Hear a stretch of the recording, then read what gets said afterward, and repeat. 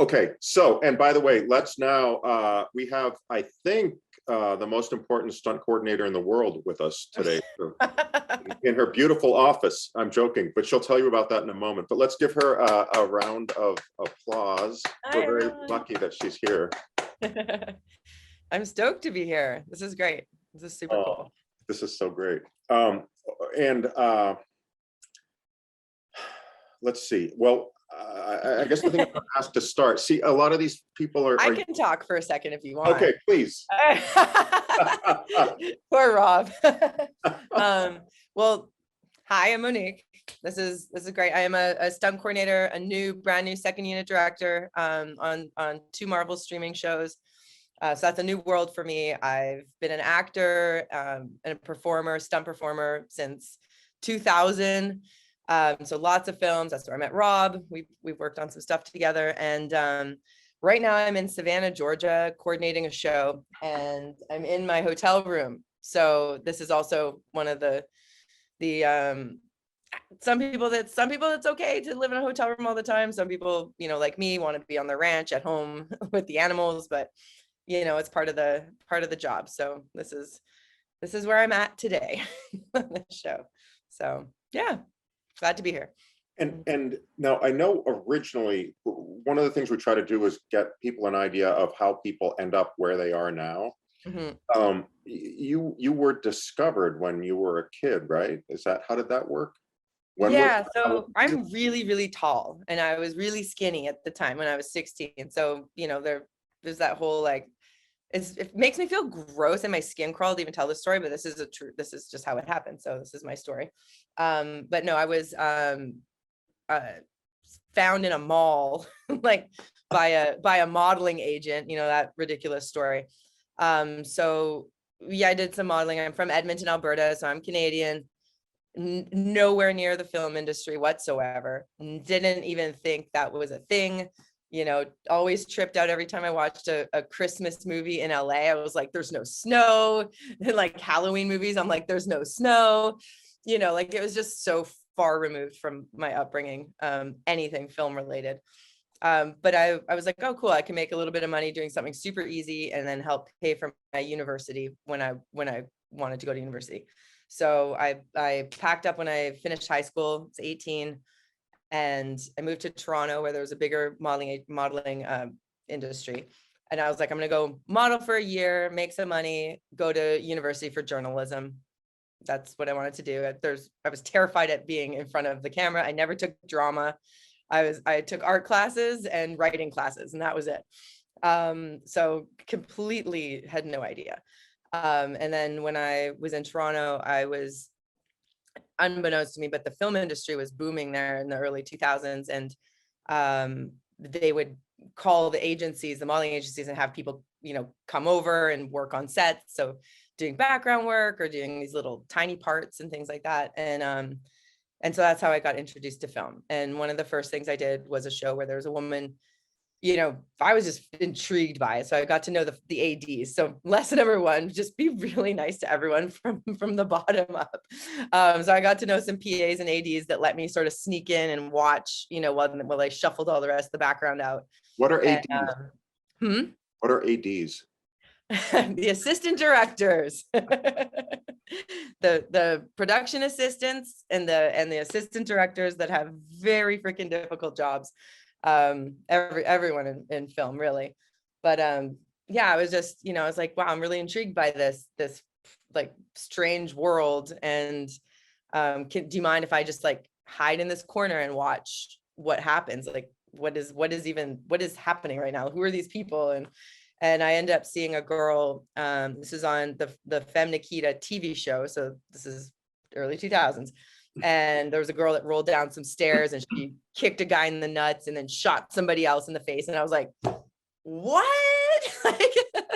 And then she like jumps up and everyone's like high-fiving her. And I was like, there's no way that's a real job. That's crazy. And so I started pursuing stunt work. And, I'm tall, and I think it's really important to sort of, I don't know what the spectrum of people watching here, if you're going to be a director, if you're, behind, but it's good to sort of understand like where people come from. But yeah, I just, I didn't have a lot of money at the time, like everyone's story. And so I was like, okay, cool. I'm going to try to keep modeling, but then I'm going to train to do stunts, and I'm going to take acting classes, and then I'm going to take writing classes still so I can write my own stuff and shoot it. Like, it's just, it just made my brain explode with creativity and sort of, inspiration from then on. And so that's what I did in Toronto for a little bit, and got into, I got a couple acting jobs that, again, I'm really tall, so I get to play monsters, which Rob knows well. So I'm always playing, knowing your hit, knowing what you're good at and your strengths at, or what your strengths are, is really important at the beginning.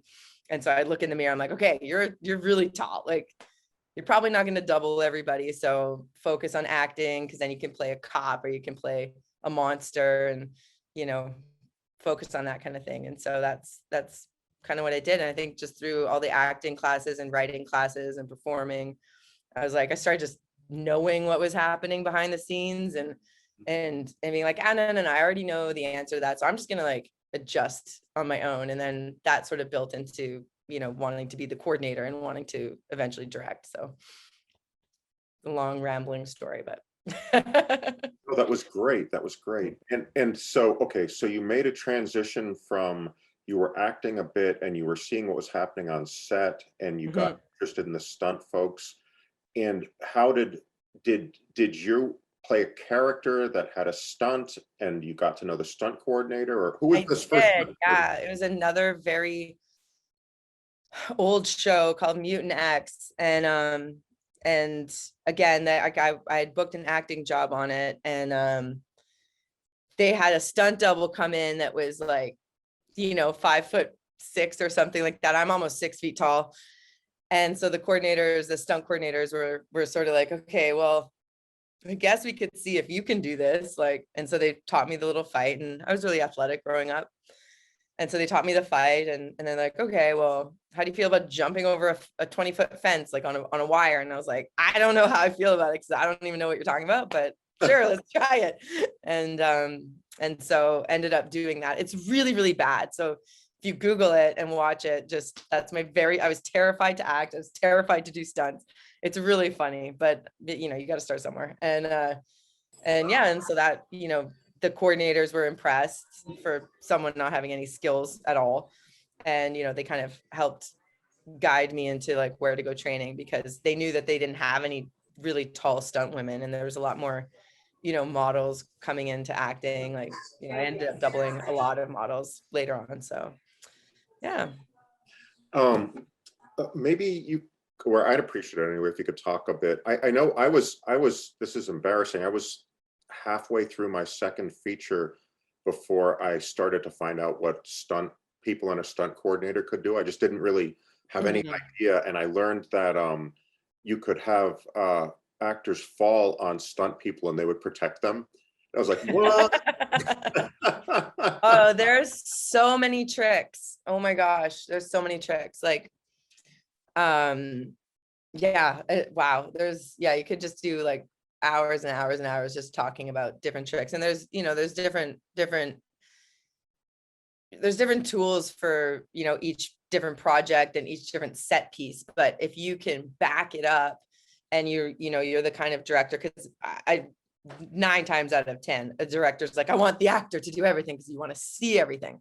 I feel the same way. I want to see the actor do all the things that the actor is capable of doing. But that takes a lot of fix it and prep, which is my very, very important quote, is fix it and prep. So when you're building a set piece, for example, it's very simple and not that much money to put a very, like, a high dense, we call it a high dense. It's a basically like a piece of foam. It can be in a roll or it can be in pieces, but you can put that underneath of your linoleum in your set bathroom. You know what I mean? Now you have actors that are capable of falling and rolling around and doing all this stuff on the ground without having these bulky pads on, or having, they just, you can see them doing it. So it's like, if you can think ahead, and if you're building a set, you can build like breakaways, you can build set pieces that are made, of foam. I mean, you watch any Mission Impossible. Watch the Mission Impossible bathroom fight. It's like there's every single thing in that is padded. It was built to be a fight that two actors could fight in. Like, and that sort of rule can apply to literally anything. Like, you know, anything that's in your script or your story, and you know, just trying to you know, work with art department and work with the stunt coordinator early as possible so that you can build something to actually get your vision across later, you know. And so that's what I think, like, I do as a more, I mean, whatever, modern, I for the lack of a better term, stunt coordinator. You know, back in the day when I was kind of in the middle of this cowboy switching into this modern way of doing things. But you know, it used to be like, you have to just smash on the ground, do, like, you know, be tough and all this. And I'm like, as a stunt coordinator and a performer, I'm like, I'd like to do the stair fall 8 times safely so we can have multiple camera angles and really capture it properly, than do it 1 time and then go to the hospital. Like, that's ridiculous.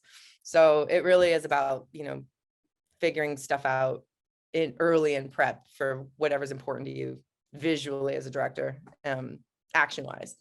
So that's been something I think I brought to the table as a performer, and, you know, just being creative about it. Like, you know, let's build the lamps earlier. Let's get molds of, you know, the toilet or the sink that we want to smash somebody into, and like doing that early on in production. Mm-hmm. Okay. By the way, I'm not sure people know why you would make a mold of a toilet. Because you want to smash someone's face into it. Yeah. It's nicer if it's foam, I guess. You're gonna smash. There's all kinds of great stuff. There's one set, if you watch, I did this fight scene in the Punisher. I don't know what season that was. I don't know. Anyways, I was in a bathroom fight in the Punisher, and like the floor was padded. They actually had a rotating wall that had the sink on it. So we could go in like a nice one shot with the actor, and the actor does some actor fighting. And then while they're focused deep in the bathroom, they moved past the sink, but really focused on the sink, moved past the sink into the fight. The sink is in a, like, on set on a wall in a swivel. So they switch the sinks. So now it's a breakaway sink, and the camera is like pulls back right as the guy's like head smashing into it. It's really awesome. Like stuff like that I love that kind of creativity, you know, and set design is really, like, I don't know, that's really fun for me.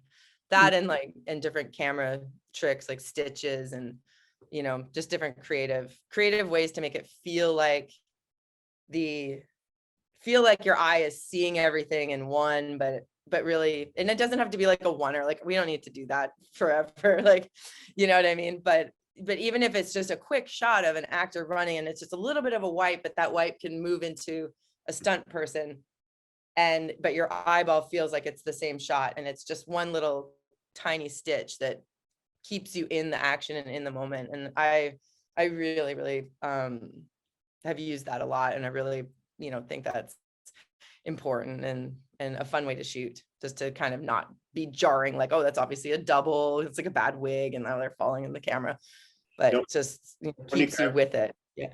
I have 2 things I want you to clarify. The first is by stitch, you mean a transition or a cut? Yeah, a cut point, but that is not that is a fluid cut point. So it makes it seamless through the shot, but there is a cut point, a hidden cut point that you can hide it with, you know, either a visual effect, or you can hide it, you know, with covering the lens with black for just a split second, or a wipe, like a whip over a pan. There's a few different ways to do that. And I know, I find, like, if you can, again, the fix it and prep thing, if you can plan ahead and for those specific moments that you want to really tell a story and stay with it, like, it's a great tool to sort of practice and have with action, in my experience. Yeah. Okay, that's great. So you guys get that she's hiding transitions so that they can. Yeah, you can look at the Atomic Blonde stairwell fight. That was one that was made to be a oneer on purpose, but it, like, a very long oneer for theatrical, you know, fucking whatever. It was really crazy to do. But you know, we were a part of that, and you can watch actually, which is really fun if you're into action. You can watch, if you Google or YouTube, the Atomic Blonde side by side on the 8711 site. It's another action group and who've become directors. But there you'll see the video of me fighting where we were just filming with Sony cameras, doing what we call stunt viz, which I can talk about in a second. But we were doing stunt viz, which you see me fighting, and they put the side by side of the actual film, so you can see like how we rehearse and develop that action sequence, and then we take those transitions and we test them with our very primitive stunt viz. So all of it's very primitive, but it worked in camera. So most of those stitches became very practical. And then when we taught Charlize Theron the fight, and then, you know, showed Dave Leach, the director, our stunt viz. And so he had a template to kind of go off. And obviously every director is very different. Like we've worked with Dave on 8 movies. So he knows that what we were doing wasn't infringing upon his, you know, creative style or anything. Like we were all on the same page. Every director is different. You know, that I can also talk about separately. But in this particular case, we were all on the same page. He sent us off to do this stunt viz. And then it really is almost exactly what you see in the film with Charlize. So there's another fix it and prep moment. This is going to be my theme, because yeah, it's just like really preparing for something like that, and just proof of concept it's so important. But that's a really fun video to watch, just to sort of get an idea of what's possible beforehand, and then how it transitions and is shown in the actual product. Mm-hmm. Okay, fantastic. And I had a I had a question about the switching out the sync. And oh yeah. Yeah, so that sounds like something that, in terms of fixing it in prep, that was a TV schedule, right? Am I wrong? It is, yeah. So it was a TV schedule, and that was an actual TV show. Like, I say actual now because the streaming shows are very much a hybrid of the film schedule and TV schedule. So they're block shooting, which is, you know, where you're shooting like one set, but you could be shooting 8 episodes in that set piece for the first 2 months, and then you're moving, you strike that set, now you're moving on. So that's how the streaming shows are working, which is very, very difficult. Very difficult. But on a network show, you know, they'll have like you know, different director, different DP for different episodes, and they'll have a week of prep for that episode in there. So it is, you know, it is a challenge. But if you know, this was shot in New York. Punisher was shot in New York. So I think the couple things that made it a little bit easier to do that was, you know, it was the same special effects guy, and he's going to be building your molds and building your breakaways. And the access to the materials was a lot quicker because it's in New York. And you do have, you know, access to everything, which is a little bit faster. Here in Savannah, not so fast. You know, like getting pads, getting the things, not so fast. So I'm doing things a little bit different on this show because you have to adapt. So this is me and the visual effects coordinator are instead of building things inside of camera, we're coming up with plans that work for him, using lots of plate shots and putting the wrong color pad down, but something that's not reflective. Like you think a green pad is good, it's not. It makes your face green. So no visual effects person wants to use that. But as long as you can have like kind of a low pad with a contrasting color to their costumes, it's a lot easier for visual effects to, you know, you could hit your head on a gray pad, and then we'll take the pad out and you'll do a plate shot of, you know, of the table or whatever it was that you're supposed to hit, and have visual effects will sort of take over. So the show I'm working on now, it's more about that because we don't have time to be building and molding a toilet. Unfortunately, because it's very fun to do that. So with the with the TV schedule and the building something ahead of time, Mm. who conceived and carried that out? Was it the showrunner, or was there a director, or was it the stunt and the props So were just? yeah, so I will usually, I mean, my workflow, and everybody is totally different, but I like to sort of get a general idea of what the director's vision is, and especially if he's like, I want the actors to do as much as they can, which I agree with, and I always try to strive for that, to a certain extent. But so then I will put together very quickly reference videos, like not a proper stunt viz, which is like well shot, but I'll do, even with my iPhone, I'll just do versions, like versions of people falling in different ways, or versions of maybe 3 different versions of a fight, and I will show it to them right away. Like I could do that in a day, show it to them, and just get an idea of where, their mind is at. And so I would think, like, as a director, asking if most people here want to be directors, I would say, hey, like, show me something, because the visual medium is so much more effective than trying to have a conversation and try to understand each other's brains, in my opinion. So I love to just, if I was directing a stunt coordinator, I'm like, hey, give me like 5 versions. Give me one that has the thing that's in my head, which is blah, blah, blah, blah, blah. Then know that these are the things I have in the set. Give me some alts, give me some versions. You do your thing, So I'll ask for what I think I want, and then I'll have them do multiple versions of something, because sometimes you don't know until you see something and you're like, holy shit, that's rad. And you'll use a piece of what you thought and then a piece of what they came up with. And I love for people to be able to be creative and not be afraid to sort of, give ideas. But at the same time, if I have a specific idea, I'm like, okay, look, do one that's like this, and then you do one that you love or that you think is awesome, and then give me 2 alts of that. And that's so much, you're actually saving time rather than having this like long conversation about what you think you want. So I'll send the stunt coordinator with the fight team off, and they'll come back iPhone reference, and I'll be like, oh, love that, don't like that, love that, that works, that doesn't work in the set, that doesn't work for the story. And then I'll send them back, and then they'll go and shoot a proper, stunt viz for me if I'm directing. And if I'm the stunt coordinator, I'm on the other side of that. So it's a really, in my opinion, a very efficient way.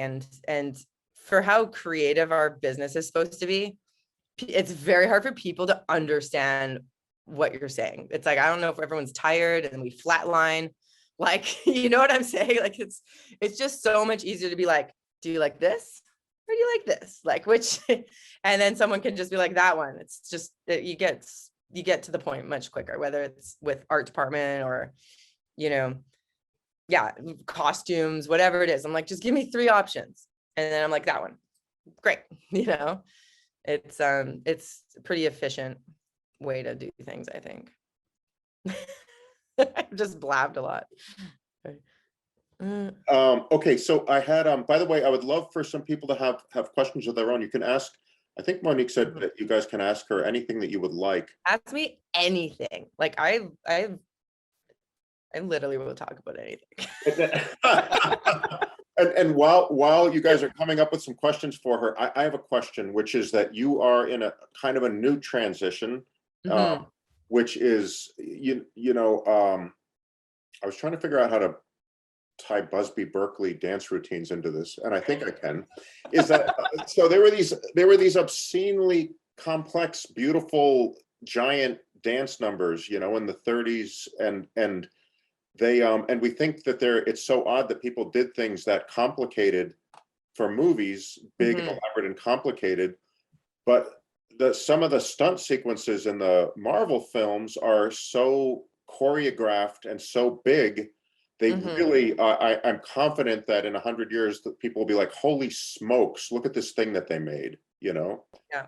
just as a kind of odd and special piece of pop culture. And the stunt coordinator is not just showing someone how to punch, they're choreographing giant scenes. And I hoped you could talk about the choreography and then talk about segueing. It makes sense that someone that was doing that work would just direct the damn thing, you know? And I think you're at a point where you're moving into directing. Is that accurate? Yeah, no, absolutely. I mean, this is could be very, very long and drawn out, talking about being a woman and a stunt person and then trying to be a female stunt coordinator. So I'm sure you all know or can have an idea of like how challenging that has been. I don't need to talk about that specifically right now, but with Marvel, you know, I performed for Marvel since, well, yeah, for like performed on a lot of Marvel movies, and then, you know, was finally hired to do, you know, assistant stunt coordinating. Given the credit as an assistant stunt coordinator. I'd done assistant stunt coordinating without credit for multiple movies. But then yeah, just finally being part of that world in that capacity. And it was it's terrifying. My first day on set was like, as stunt coordinator by myself, was the first day on Avengers Infinity War. And it was the arc scene, which is where Thanos kills, spoiler alert, I'm just kidding, where Thanos kills Loki. And so I had to, you know, go and tell Tom Hiddleston how to die and like how to act like he's dying. And it was absolutely terrifying because he's such an awesome actor. He's actually one of my favorite characters, which later on I ended up coordinating and second year directing. My first second year directing job was on Loki. So it was like a really kind of a cool cycle or circle there. But yeah, like it's I mean, every director is different. So with the Russo brothers, they just like to see things. There's no fixing anything in prep with the Russo brothers. They like to just get the actors, show up on the set on the day, and then they're like, oh, he should fly over there and he should do this over there and he should do that over there. So knowing that about them, so like knowing the people you work with and their workflow before you show up is very important. So I knew that about them. So I, when it came to choreographing, like you're saying, like sometimes there'd be 100 people, there'd be 50 actors and 100 stunt people in the stage. And, you know, you're trying to like, you know, mastermind everything and listen to the Russos and try to communicate with other people, but about what they say, because they'll whisper to me. And then, you know, there's a very small group of people that are around the directors, and it's, you know, it's your first AD and it's the stunt coordinator and you know, art director and a very small group of people. And then they have to go and spread like all the information, you know, properly to everybody. So in that particular show was another fix. And that's where I learned fix it in prep. Was I was like, you know, I think the Russos are the type of people that if we build something over here, they're going to show up on the day and want to shoot it over there. So let's like plan for just plan for everything. So we over stunt rigged, which is all the wire rigging. We over rigged the stages so they could basically pick any quadrant of the stage and we could fly somebody in it. I had the guys do that. We choreographed multiple versions of fights before even showing up. So if they didn't like a certain thing, or they thought, you know, a different actor or a different character should be in it, sometimes it was like that. Oh, we think Gamora should be in this fight. And we're like, that's a Drax fight. That's cool. Okay. But we have a plan for this, you know? And so we would just, you know, I'd be like, oh, cool. Like, how about this one? You know, we just had all these little fights choreographed before we even went to the set. So on that type of show with the Russo brothers, it was very much just having so much in your back pocket and so much to just pull from, you know? And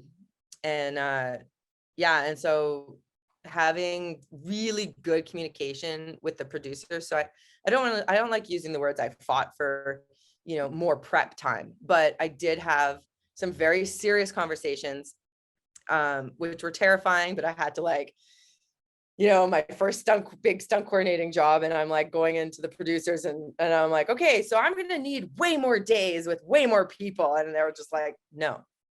I'm like, okay. You know, so you kind of have to come up with this plan. But for me, I was like, you know, I was pretty prepared And I knew for sure that we needed that extra prep time for directors like the Russo brothers, because they do like to do things last minute. And that's okay, because they make great movies, and they have a really cool style. And there's just different people do different things different ways in this business, and that's just a fact. So I did have another conversation with those producers, and I presented my case, and I was like, if we could just prepare more upfront, I won't need as many people later.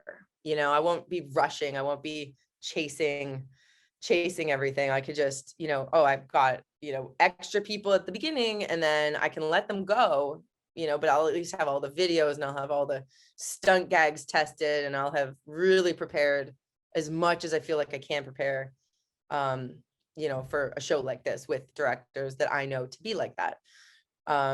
So that for Avengers or for Infinity War and Endgame, it was very much like that experience. For the streaming shows, the world is a very, very different place.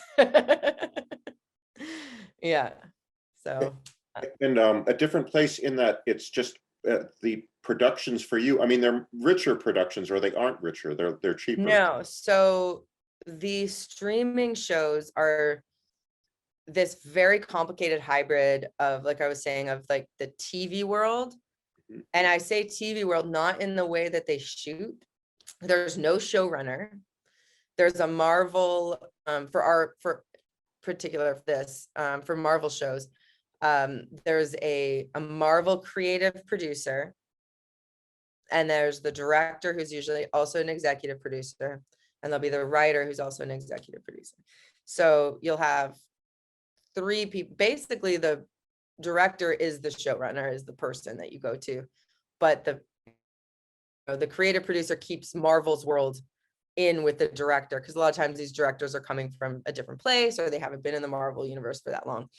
And then the writer will have been somebody that has hustled their butts off and probably gone to, I don't know, 10 to 20 pitches with Marvel and ready to like slit them, and then they get called by Kevin Feige, hey, do you want to do She-Hulk, or you want to do like Loki?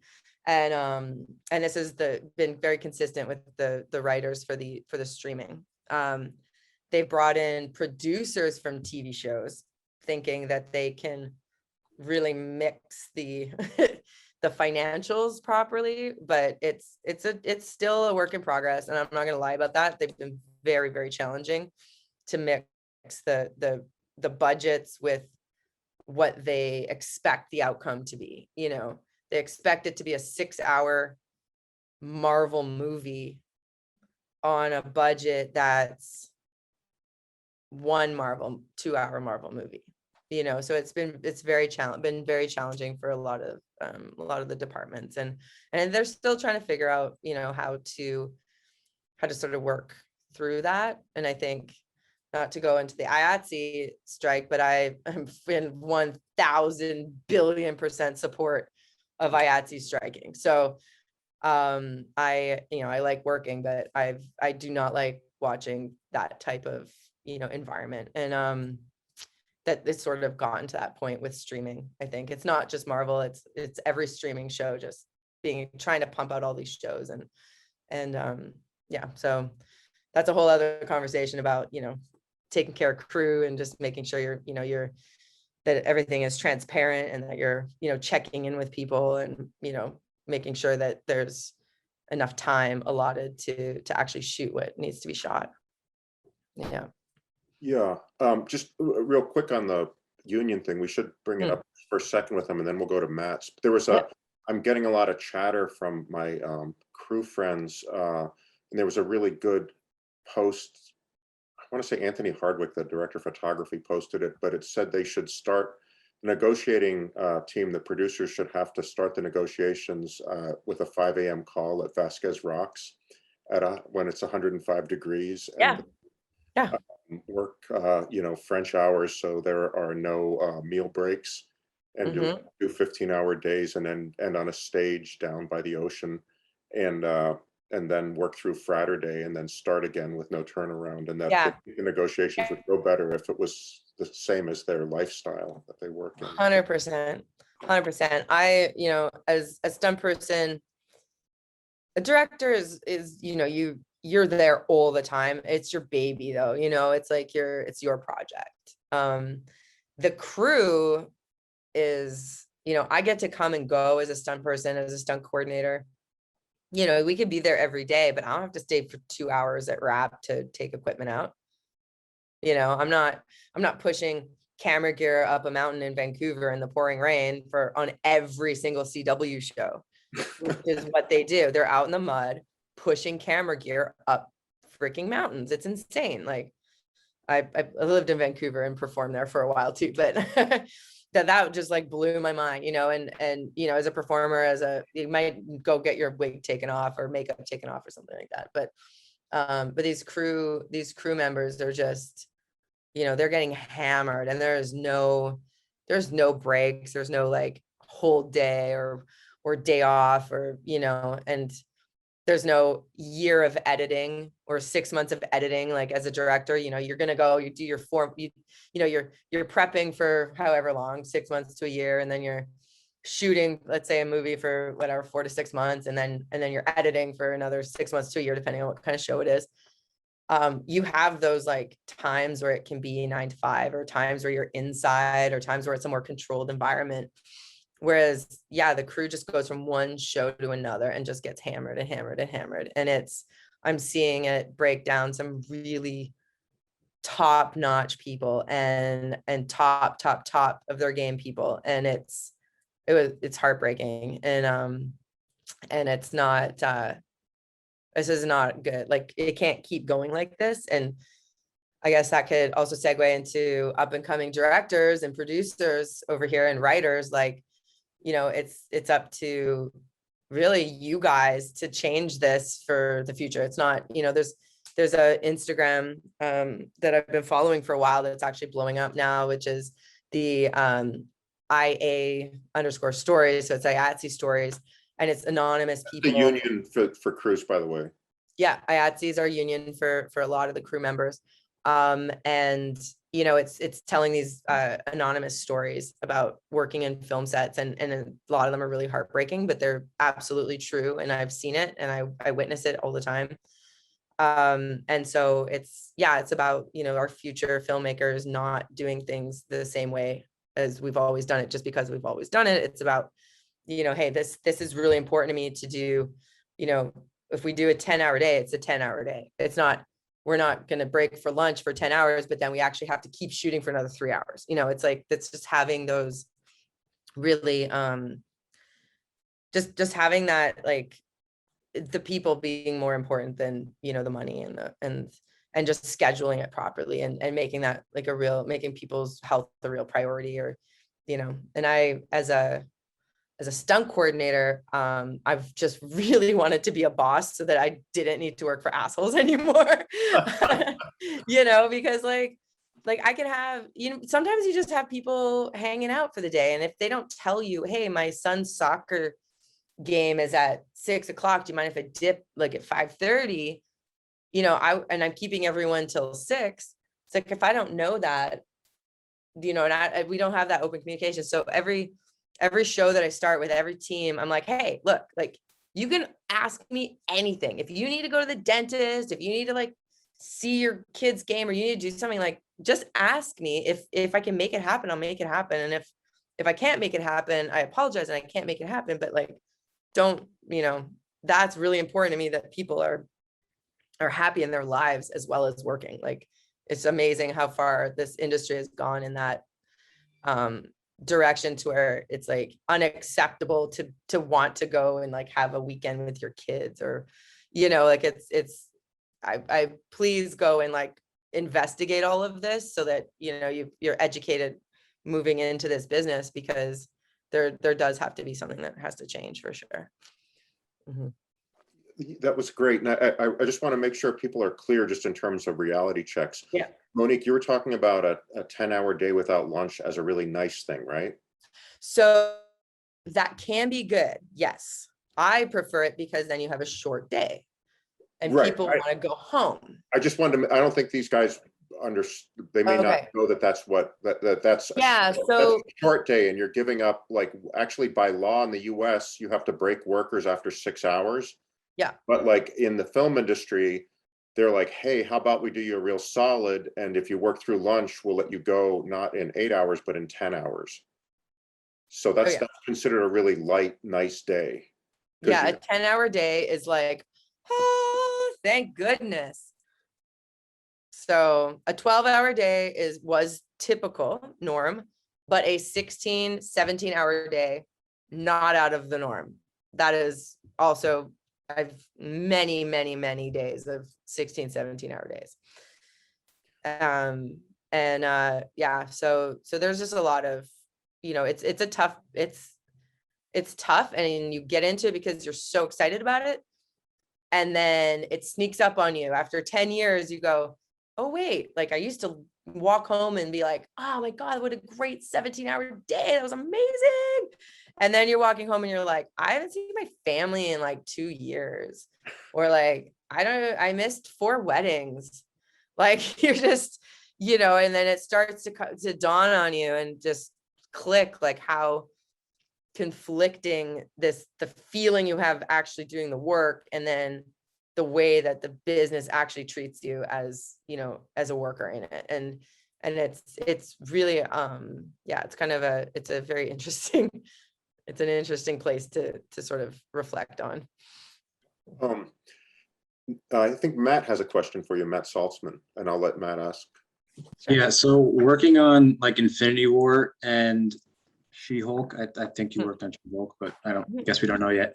How do you put stunts together with the larger CGI characters like Hulk or Thanos? Yeah. So okay, anytime you introduce a CG character, again, this is like a major, like just to fix it. I'm just making t-shirts, fix it and prep. So you are doing multiple passes. So there's so many different like layers to this. So first of all, we have mocap suits, and you'll have a motion capture company that will outfit the actors, and you'll have a whole team of motion capture and visual effects producers and coordinators capturing the movement of whoever's wearing the motion capture suit. So when Mark Ruffalo comes in, for example, he'll put his motion capture suit on with all the dots. He will get ROMmed, which is just putting him into the computer, so that all these computer screens where the motion capture folks are working, you're going to see his skeletal movement. You'll see the Hulk character built on top of his movement inside of the space.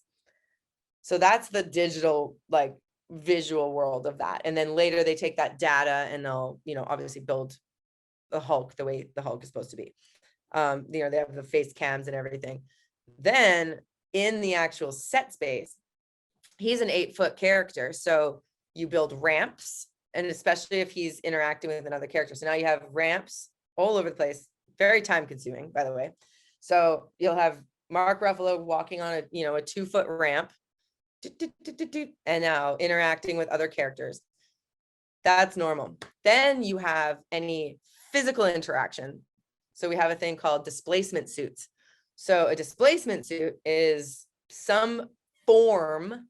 So it's usually like a cut out rubber form or different pieces depending. Like, so if the Hulk needs his arm to get grabbed by someone, obviously his arm is very small compared to the Hulk's arm.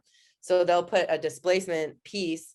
So it might be almost like a pad or a guard like this. So when anyone interacts and grabs, it's the proper size of the actual Hulk arm. So then you'll see Mark Ruffalo, or you can see behind the scenes pictures of Josh Brolin as Thanos wearing this like ridiculous, like huge body pad basically. And he's wearing like a big head because someone had to grab his head, so it has to be the right size.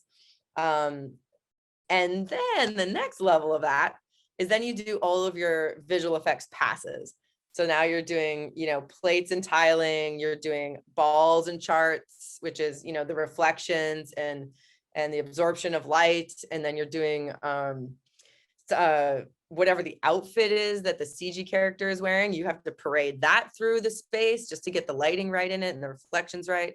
They'll usually, for She-Hulk, for example, they have the She-Hulk head with a hair that on a stick. So they'll run that through.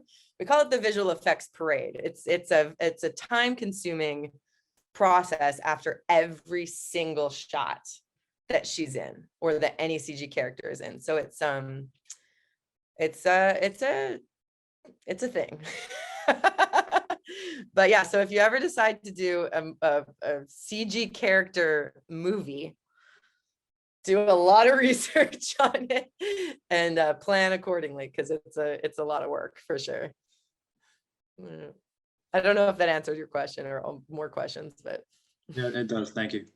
yeah.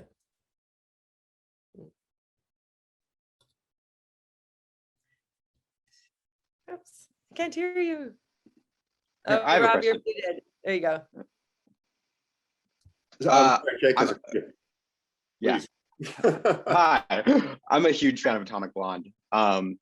One of my favorite sequences is Charlize Theron's like big long like stairway apartment building fight sequence, like into the car chase, because it takes you on like a journey. It's a long sequence. How do you approach storytelling when you're like creating a sequence that long, and how much of that comes from the script? Great question. The script said Charlize shoots 2 guys, runs out building. So I think it was a combination of working. So Dave Leitch, like I said before, like he's the director of Atomic Blonde. We've worked on a lot of movies together because he was also a stunt guy and then became a stunt coordinator and then became a director. And so we've worked with him a lot. And so the team that we had on Atomic Blonde, we've worked together a bunch. And so Dave was like, yeah, just come up with something.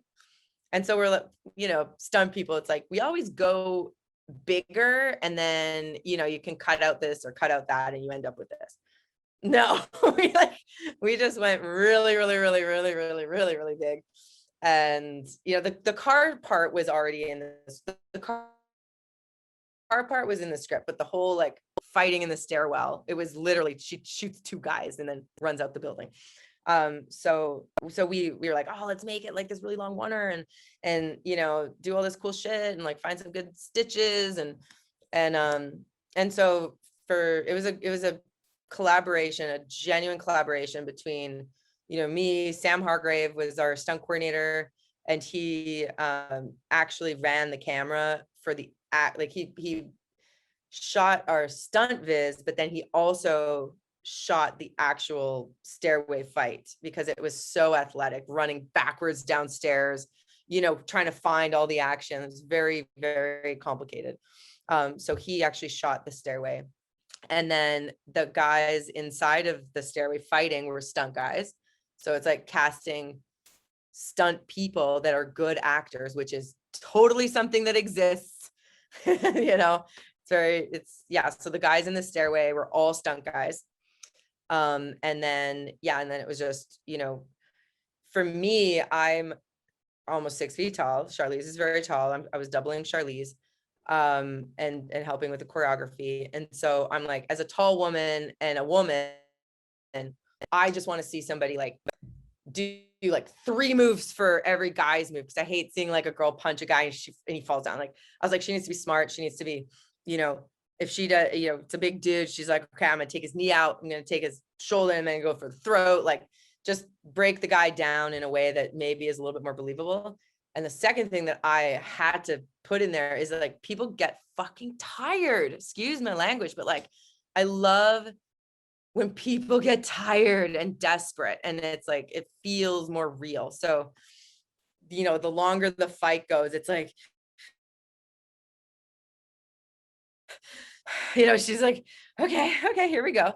And it's like building that sense of reality, even though obviously it's not real, but it's, just having that not be like a martial art superhero fight, but just having like, okay, I could believe that this girl is like kind of a badass. She's using her mind and she's, getting tired, and the other guy's getting tired, they're running up and down stairs. Like, and so that final part in with, is this guy, Daniel Bernhardt was acting in it, but where they're just both exhausted. And I just love that. And I love that she's like falling and he's falling and they're just like, okay, one of us is getting out of here, you know?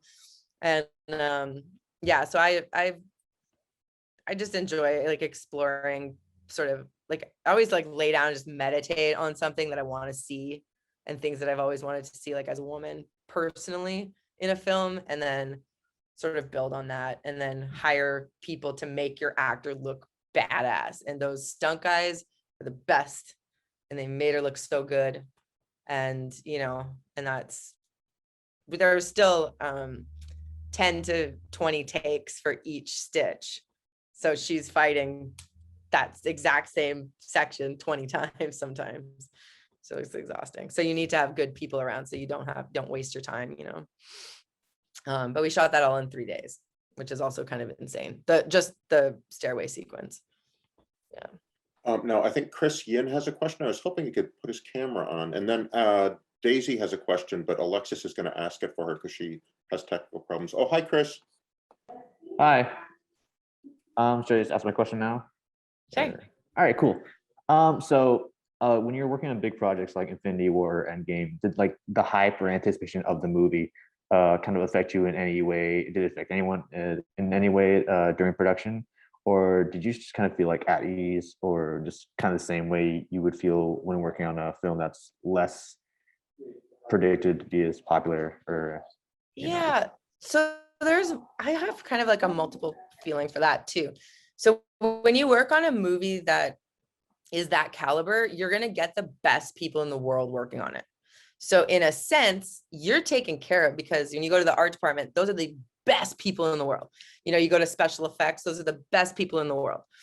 And so you're amongst people that you can trust just off the bat, which is huge.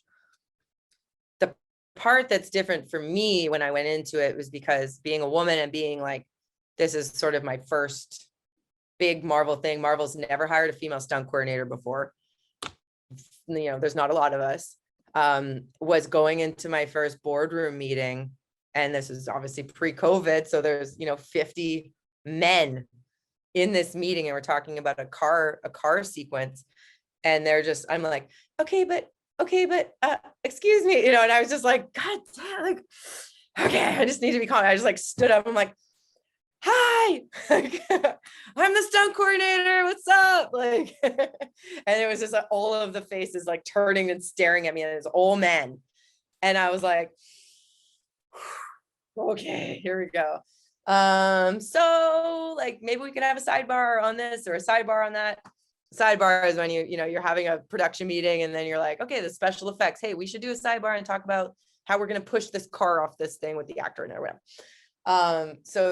So in that sense, at that time, absolutely terrifying me, but my sense of survival and like, I'm here and I have no choice and I'm doing this, and I'm doing it for me, but I'm also doing it for like the future of female stunt coordinators, you know, I don't know if I was conscious of that at the time, but I think I was like inside subconsciously feeling like that.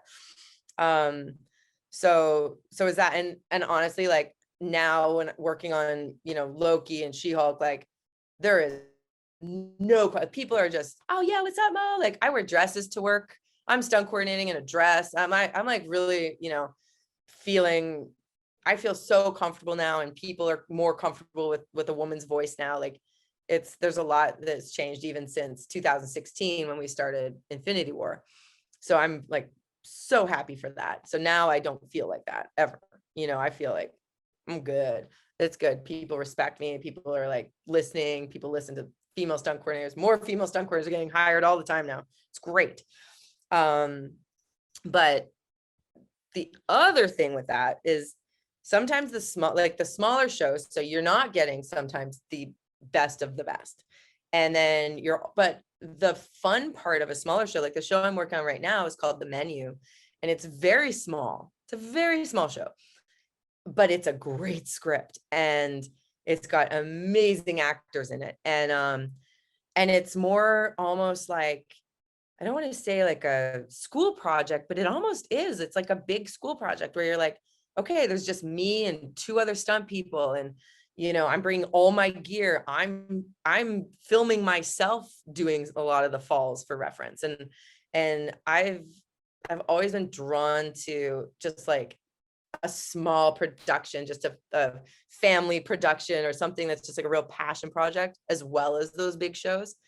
So yeah, so it's just like you might need to keep your eyes and wits about you a little bit more when it comes to some of the other departments, or at least communicate more with them and just make sure like, that everyone's on the same page more than you would have to with a Marvel show.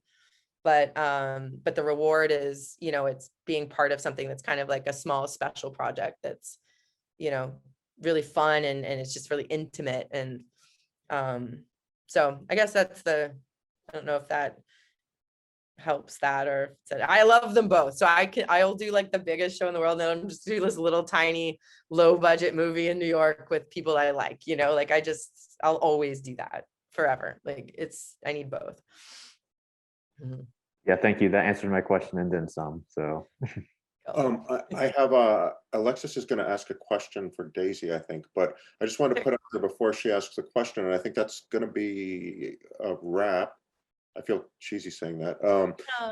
I think it's going to be a wrap after that, unless someone has a really burning question. But so part of the idea of this series is to get people like you that have had lives and are living lives in media and hear what's working for them and what isn't working, and what they love and what they don't love. And having said that, I'm going to pass the baton to Alexis for this question. Okay.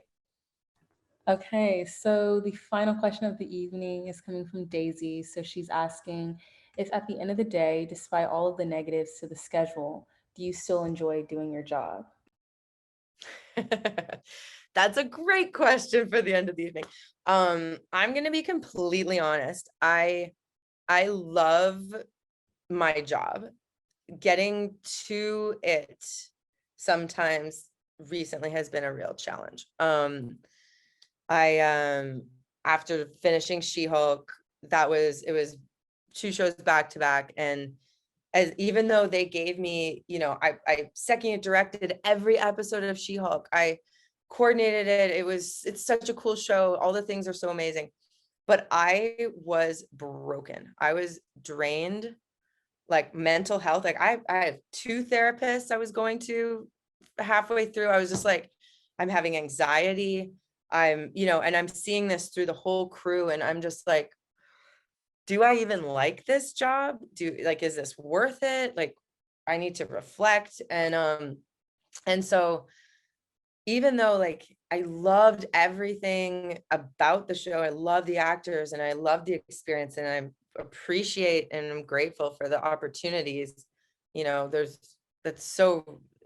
so much, but it's in such conflict sometimes, like with my happiness and health and relationships and everything. And so I took a month off after She-Hulk and said no. I said no to a David Fincher movie. Like, what? Because I was like, I can't mentally and physically, like I was getting anxiety thinking about working right away. And that was a show that was going to start a week after I wrapped on She-Hulk. And so I said no to him. I said no to 4 other very big movies. I just couldn't do it. And then this movie came up. I read it. It was small. It's in Savannah, which is kind of an interesting place. The script was incredible. It's got, Ray Fiennes in it and Anya Taylor Green. And I was like, oh, okay. That's interesting. That kind of made me feel a little bit better. And then now that I've been out here working, like I am having such a great time, and I'm super happy to be here, and I'm, really feeling super creative. And it's like, it's I'm not gonna like sugarcoat anything. Like this business is awesome, but it's also, it's been challenging. And I think it's about, for me, it's always been following my gut. Like people were like, you're insane to say no to David Fincher. Like I've always wanted to work with him and always wanted to do a movie with him, but I just couldn't. I felt sick inside. And then, when your gut is like, hey, there's this weird movie, like, why do I feel okay to do this movie? And, just like following your instincts and following your gut in the moment and where you're at in your life, and don't listen to anyone else. I mean, listen to people a little bit, but truly just like follow your instincts and, say yes when it feels right, and just embrace saying no, because that gives you your power for yourself. And, yeah, so that's kind of where I'm at now, is like, I'm actually really, really enjoying this movie. But I definitely was like, do I just never work in film again?